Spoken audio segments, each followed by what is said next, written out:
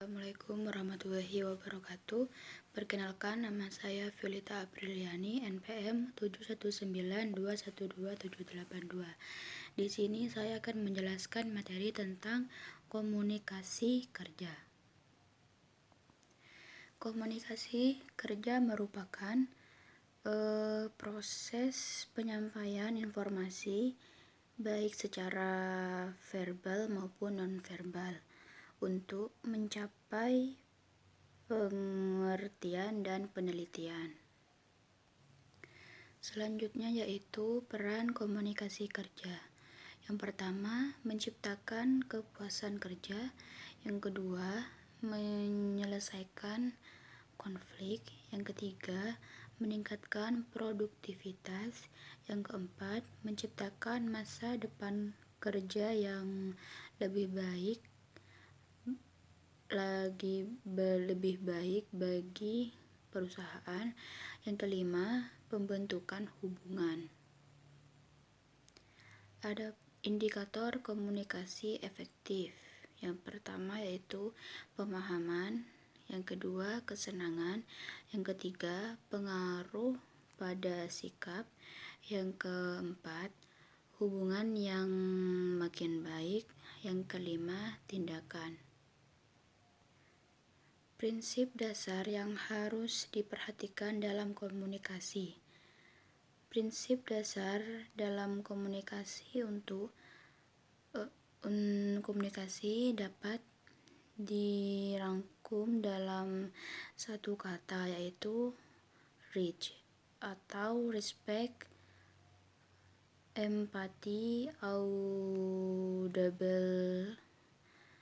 clarity, humble, yang berarti merangkuh atau meraih.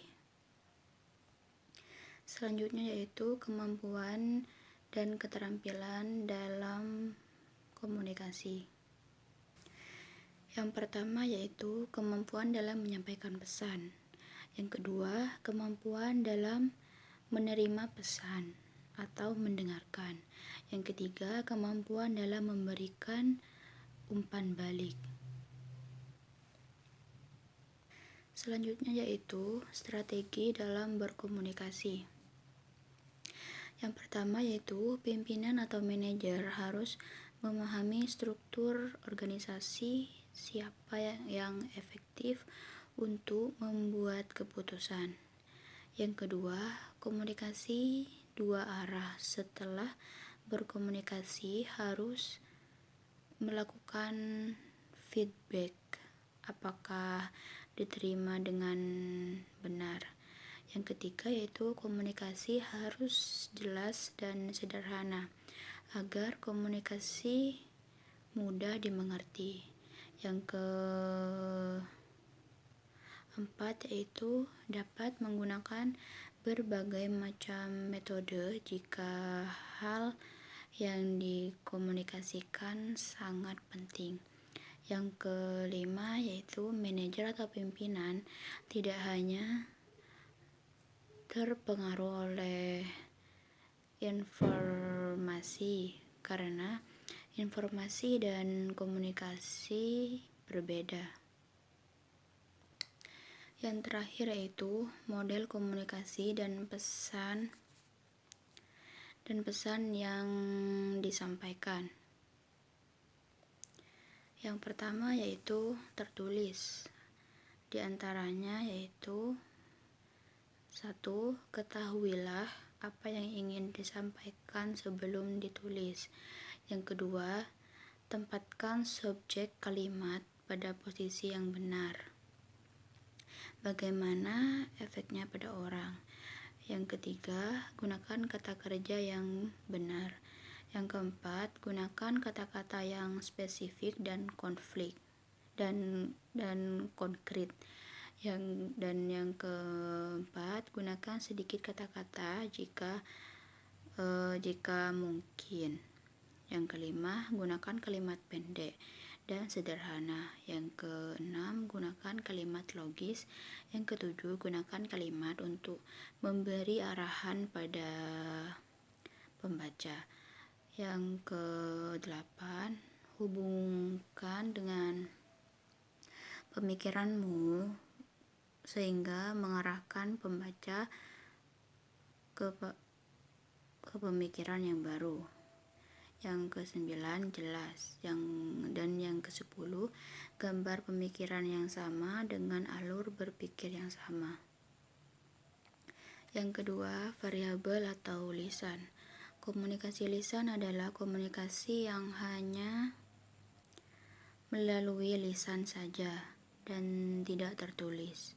Komunikasi lisan dapat dibedakan menjadi dua macam, yaitu komunikasi lisan secara langsung dan komunikasi lisan secara tidak langsung. Komunikasi lisan secara langsung bisa berarti bahwa komunikasi yang terjadi secara langsung, yakni melalui tatap muka, seperti halnya orang berceramah.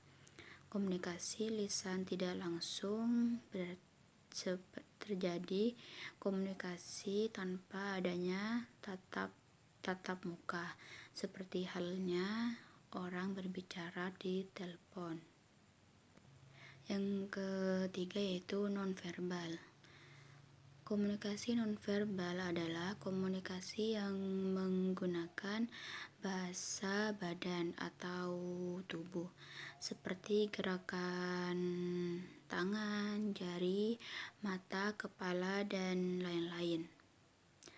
Media yang dipergunakan ialah ekspresi gerak syarat, gerak dan posisi badan yang disebut bahasa badan, yang menyatakan sikap dan perasaan seseorang.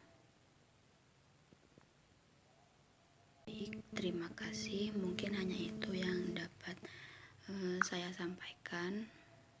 Wassalamualaikum warahmatullahi wabarakatuh.